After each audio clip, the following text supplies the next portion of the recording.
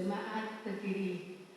Bapak, Ibu, Saudara yang kasih Tuhan Yesus Kristus, telah menggenapkan semua tuntunan hukum Taurat dengan menyelesaikan semua dalam kematiannya di atas kayu salib. Maka, Bapak, Ibu, Saudara, kehidupan yang sekarang kita jalani di dalam Kristus semestinya menjadi kehidupan yang serupa dengan Yesus Kristus dalam kehadirannya dan juga rela berkorban bagi orang lain dan untuk mewartakan Kristus yang juga telah berkorban bagi segala makhluk. Mari kita mempersiapkan hati kita untuk masuk dalam ibadah kita, saat hening bagi kita semua. Amin. Mari kita berdiri dan menyanyikan pujian untuk merayakan kasih Tuhan yang menggenapi janjinya kepada umat miliknya dengan lagu KJ nomor 4 bait yang pertama, Hei mari sembah.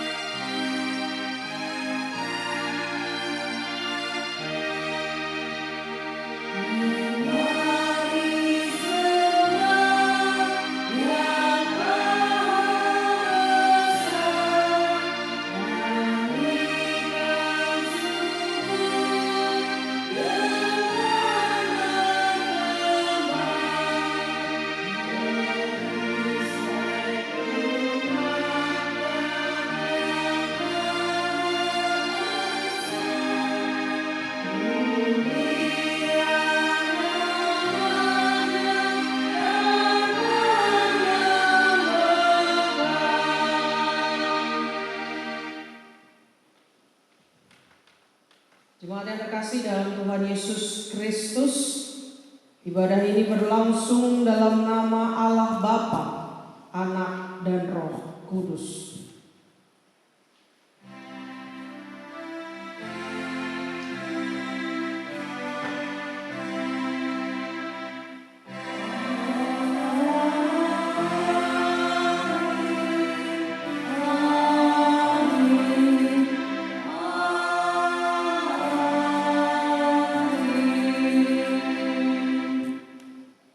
Kasih karunia dan damai sejahtera dari Allah Bapa dan dari Yesus Kristus menyertai kita sekalian.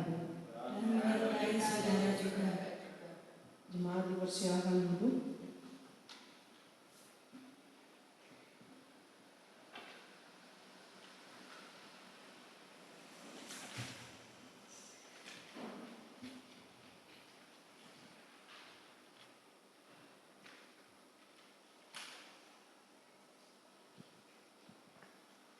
Jemaat yang dikasihi Tuhan, karena salibnya hari ini kita bersama di rumah Tuhan. Tidak ada lagi orang kaya atau orang miskin, orang putih atau orang hitam, orang Kristen lama atau orang Kristen baru. Kita ada karena kasih-Nya pada kita. Memandang salibnya, maka hancurlah sombong dan congkak kita. Pandanglah salibnya, supaya kita memandang dengan benar segala sesuatu yang ada dalam hidup ini. Memandang seperti Tuhan Yesus memandang kita dari atas salibnya. Marilah kita memuji dan memuliakan Tuhan melalui nyanyian Kidung Jemaat 169 ayat yang pertama, memandang salib Rajaku.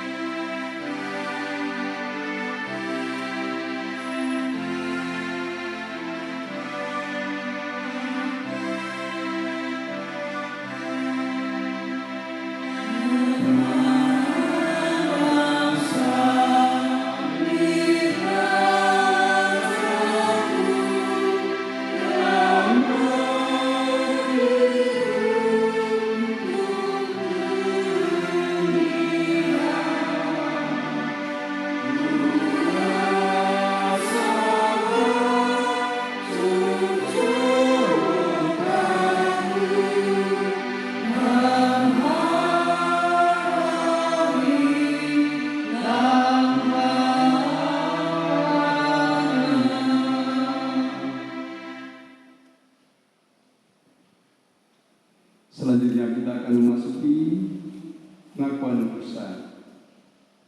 Di dalam pengakuan dosa ini kita akan membaca dalam Matius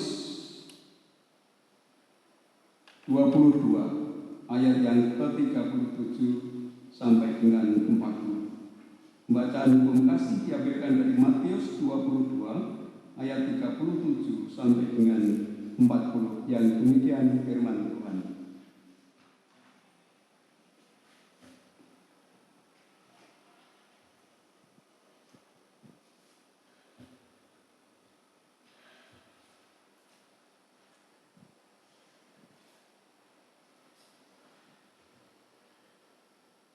Jawab Yesus kepadanya, "Kasihilah Tuhan Allahmu dengan segenap hatimu dan dengan segenap jiwamu dan dengan segenap akal budimu. Itulah hukum yang terutama dan yang pertama.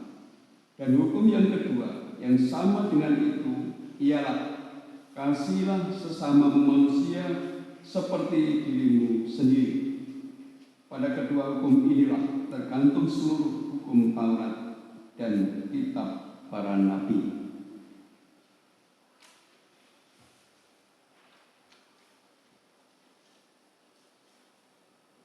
Di hadapan Tuhan Allah yang penuh kasih, marilah bersama mengaku segala kelemahan, kesalahan dan dosa-dosa kita. Jemaat dipersilakan mengambil waktu untuk berdoa, mengaku dosa secara pribadi terlebih dahulu. Mari kita berdoa.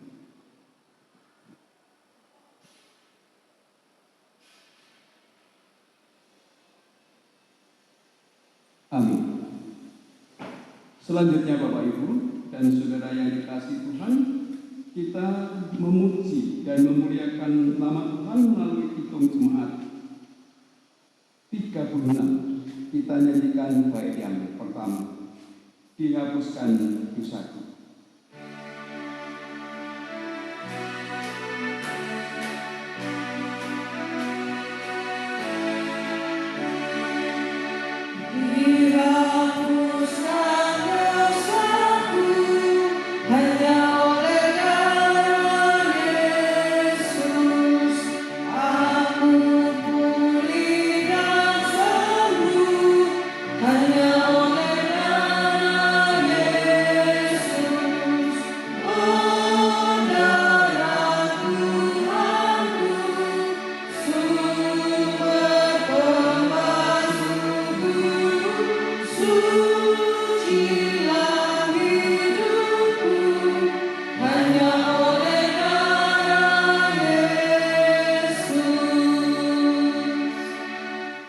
Jemaat yang terkasih dalam Tuhan Yesus Kristus, saya undang untuk bangkit berdiri.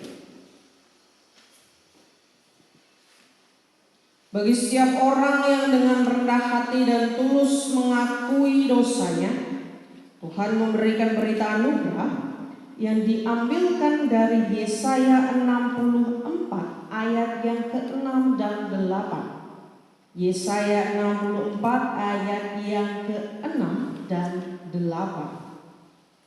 "Demikianlah kami sekalian seperti seorang najis, dan segala kesalehan kami seperti kain kotor. Kami sekalian menjadi layu seperti daun, dan kami lenyap oleh kejahatan kami seperti daun dilenyapkan oleh angin. Tetapi sekarang ya Tuhan, Engkaulah Bapa kami. Kamilah tanah liat, dan Engkaulah yang membentuk kami. Dan kami sekalian adalah buatan tangan." Demikianlah berita anugerah dari Tuhan. Syukur kepada Allah. Salam damai bagi kita sekalian.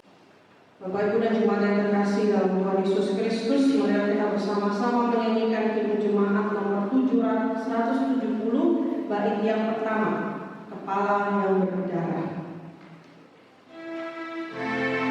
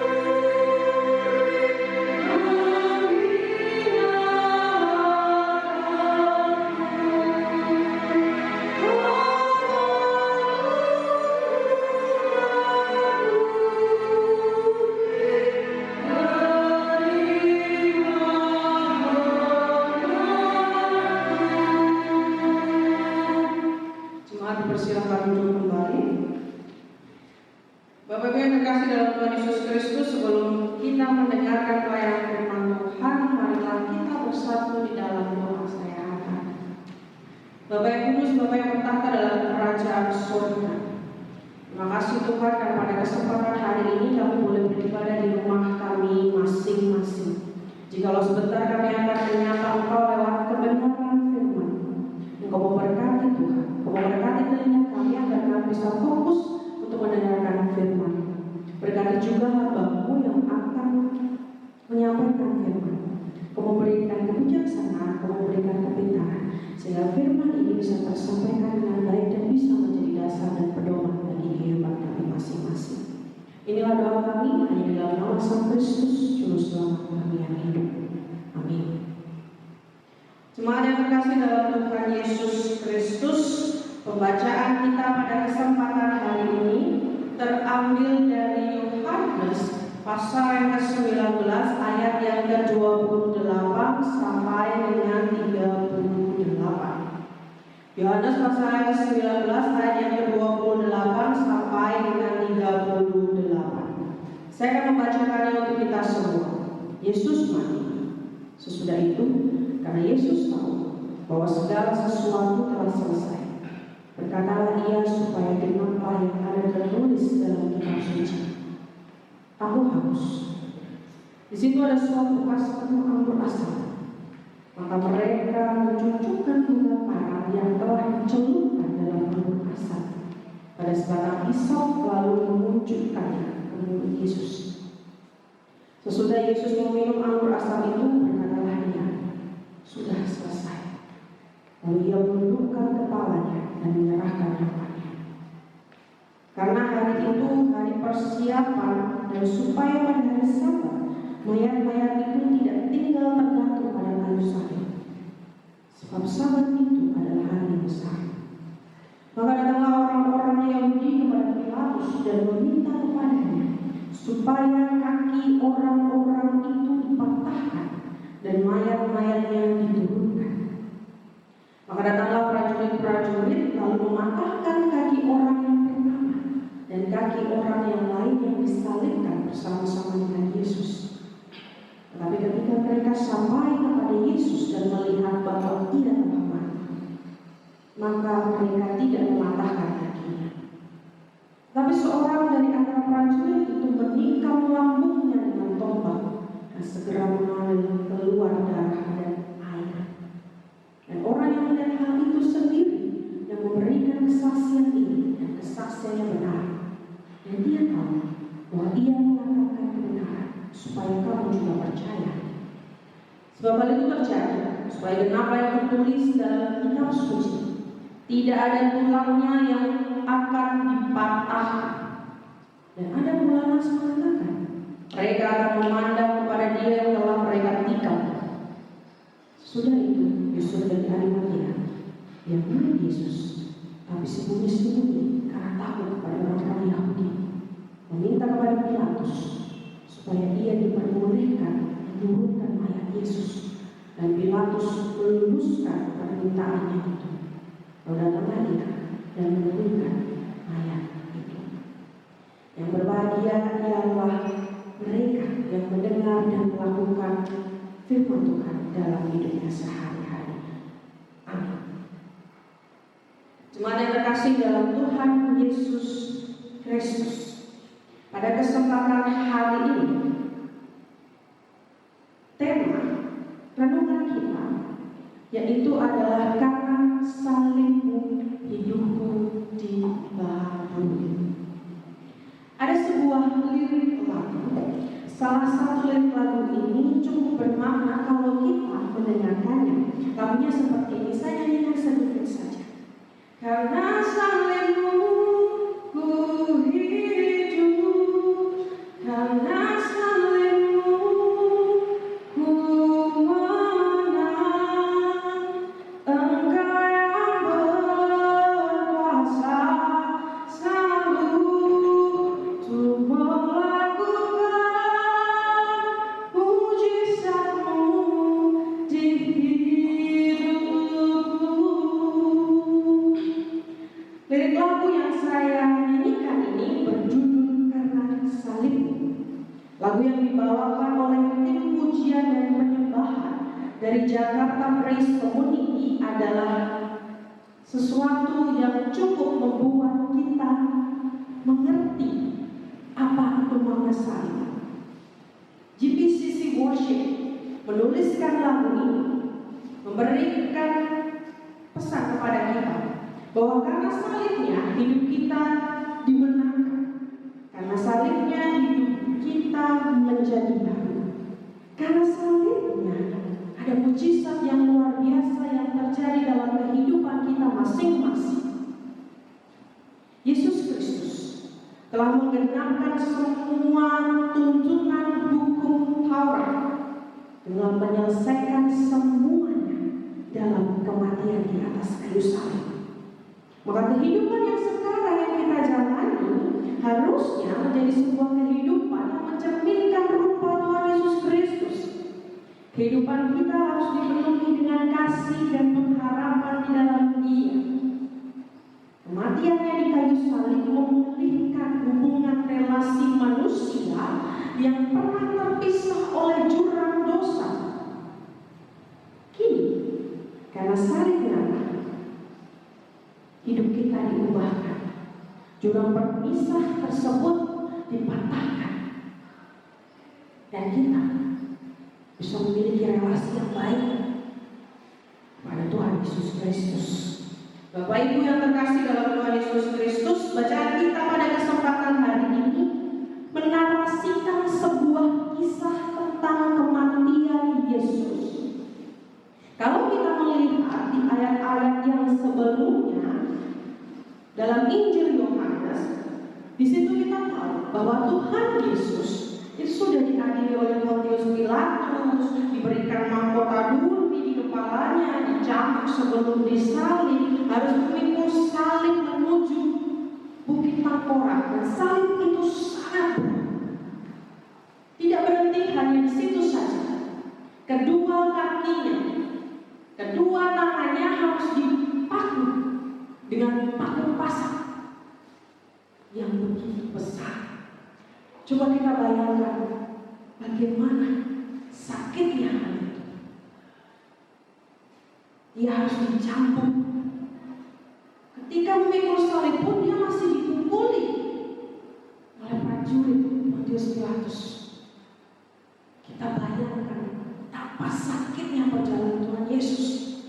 Kalau kita menjadi Tuhan Yesus, kita belum tentu mau menerima hal seperti itu. Bukit Golgota, Bukit Tangkorak adalah akhir di mana Tuhan Yesus ada di situ. Menurut Yohanes, sesudah tahapan-tahapan penderitaan yang disalib itu, Yesus sudah tahu bahwa segala sesuatu telah selesai.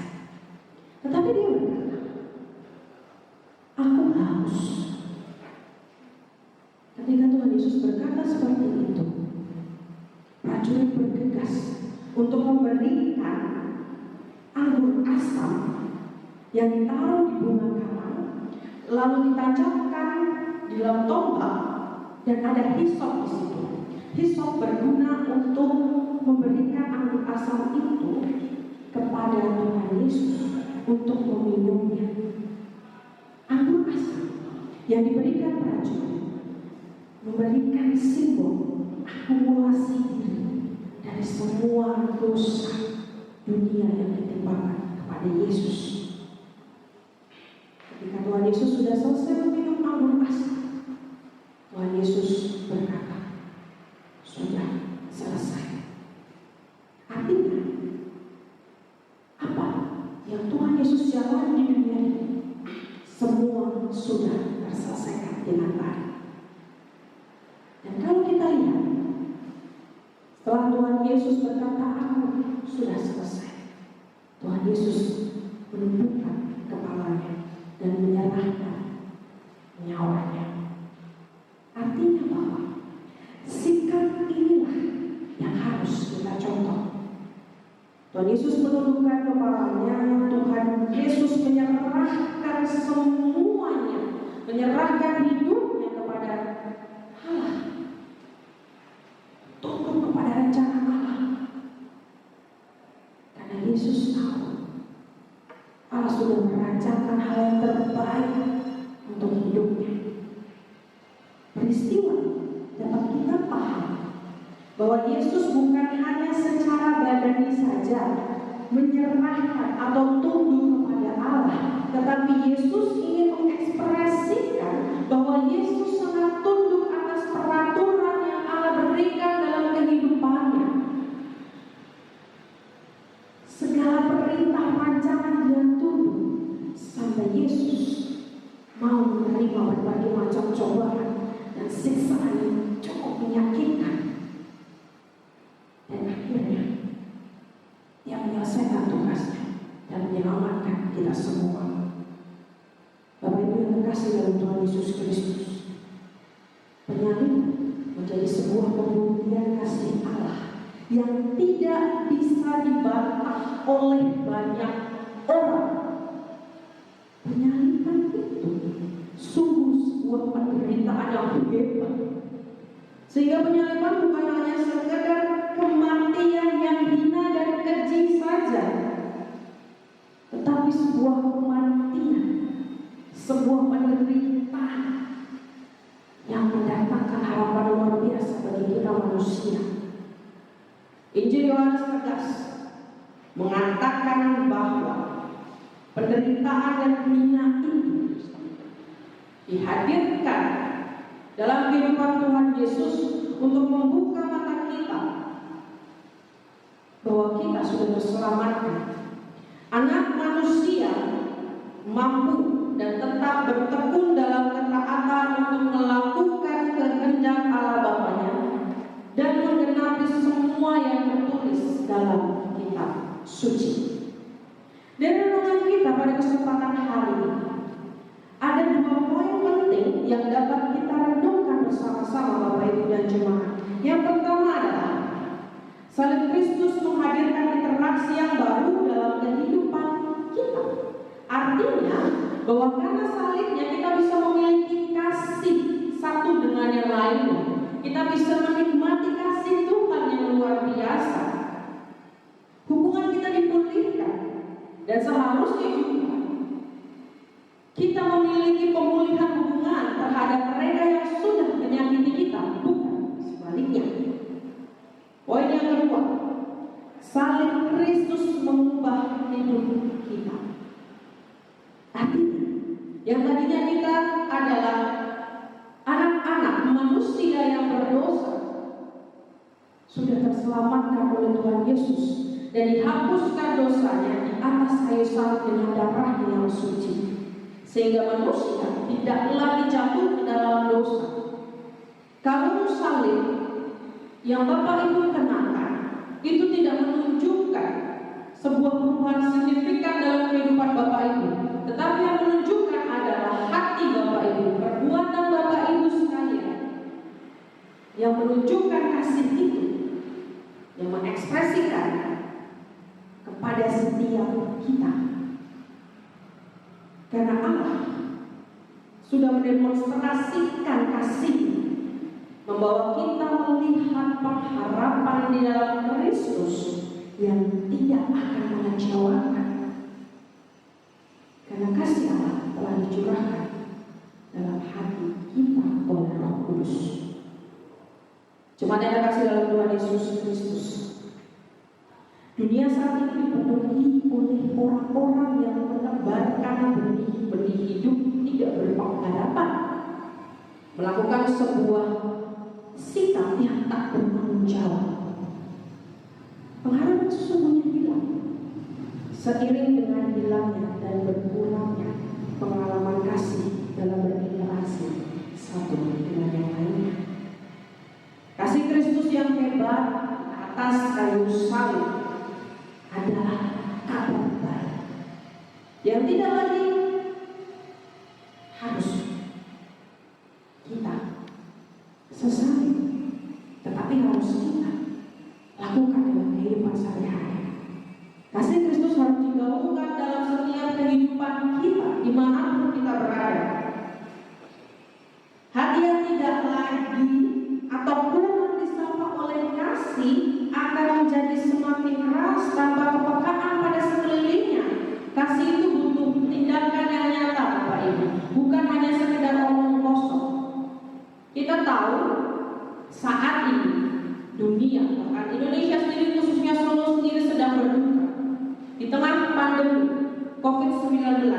kita merayakan Jumat Agung, meskipun kita tidak tatap muka, tetap bisa menyampaikan Jumat Agung adalah salah satu peristiwa terpenting dalam kehidupan beriman kita. Kita sebagai pengikut Kristus harus memaknai Jumat Agung dengan darah yang sudah tertumpah di atas kayu salib, dengan darah suci yang menjadikan kita memiliki relasi yang baik dengan Tuhan. Dan di tengah-tengah keadaan yang seperti ini, marilah kita bersama-sama peduli, prihatin, memberikan sapaan kasih dan berdoa agar semua boleh pulih seperti sedia kala. Bijak dalam memberikan informasi mengenai COVID-19. Siarkan berita penguatan iman, bukan berita kepanikan. Doakanlah mereka yang berjuang melawan COVID-19. Doakanlah para medis yang bertaruh nyawa untuk menyelamatkan mereka. Doakanlah mereka ODP, PDP yang sedang berjuang melawan virus mematikan tersebut. Dan kita harus renungkan bersama-sama di Jumat Agung ini, bahwa semua yang terjadi hari ini sekarang dan sampai selama-lamanya adalah karena kehendak Tuhan. Dan ini menjadikan batu loncatan untuk kita bisa memberikan sapaan kasih dan kepedulian dengan sesama dan menikmati proses ini sebagai pendewasaan iman kita. Saya akan mengakhiri dengan ada salah satu quotes dari seorang yang sangat kita kenal, yaitu Martin Luther King. Dia berkata seperti ini: kekristenan adalah tentang sebuah proses atau becoming, bukan hasil becoming. Kita terus berada dalam sebuah pergumulan akan kasih karunia Allah untuk menjadi lebih baik. Proses ini tidak akan pernah berhenti selama kita hidup di dunia ini. Selamat merayakan Jumat Agung dengan mengalami sapaan kasih yang luar biasa dari setiap kejadian yang kita alami. Tuhan Yesus berkati saat ini untuk kita semua.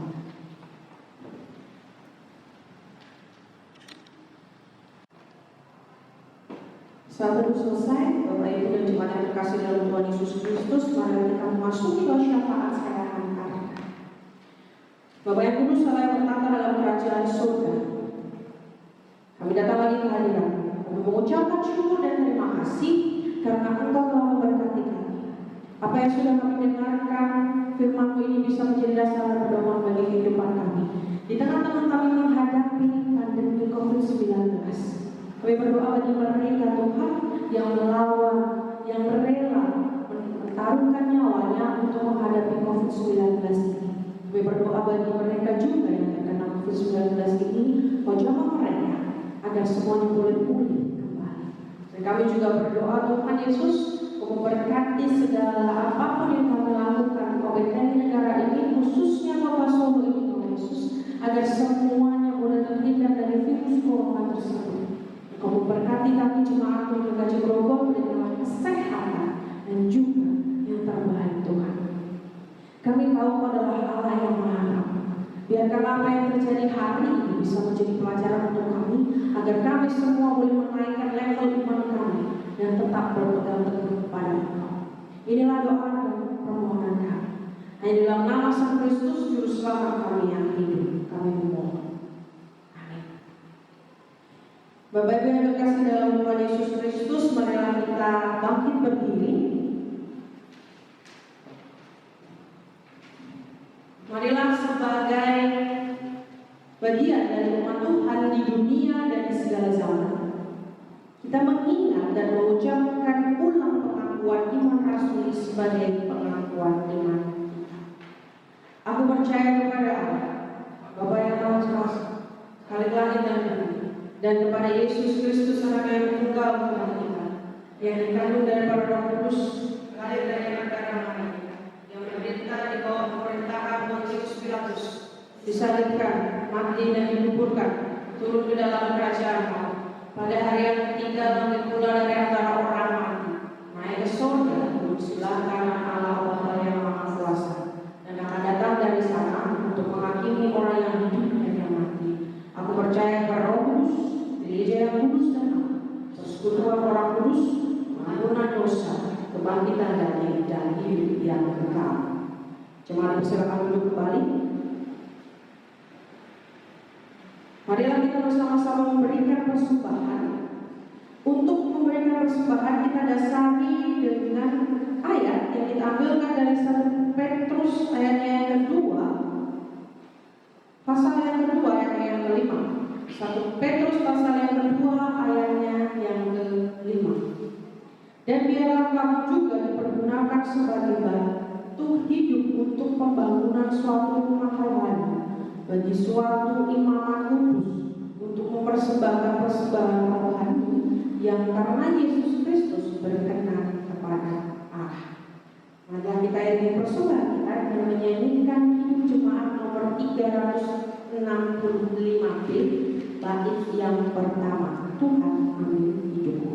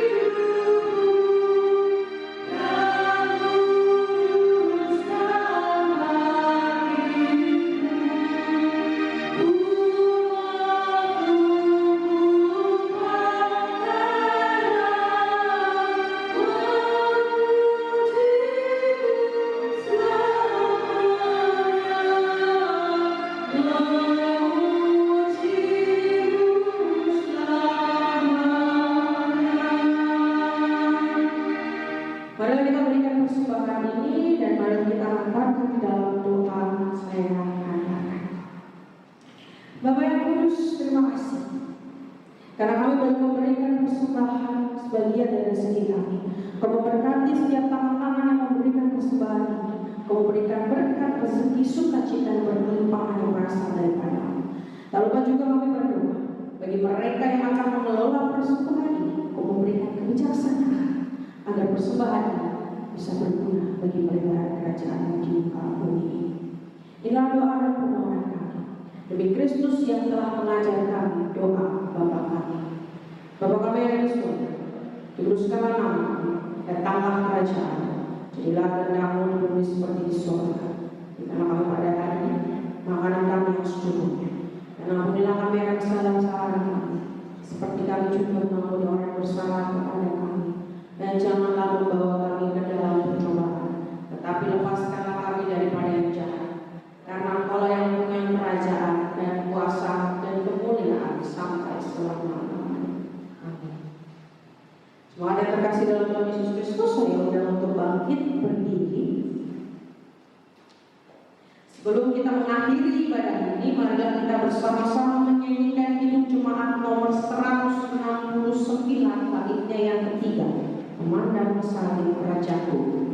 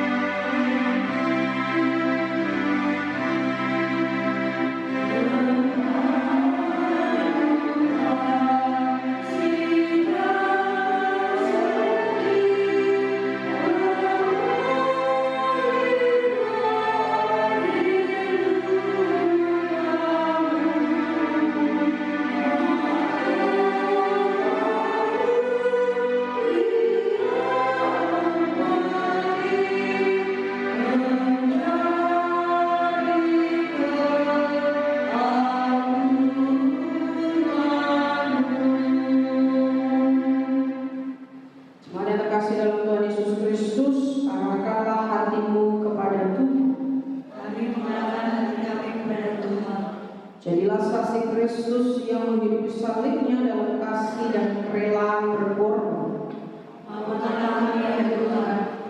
Terpujilah Tuhan. Damai sejahtera dan kasih dengan iman dari Allah Bapa dan dari Tuhan Yesus Kristus menyertai kita sekalian.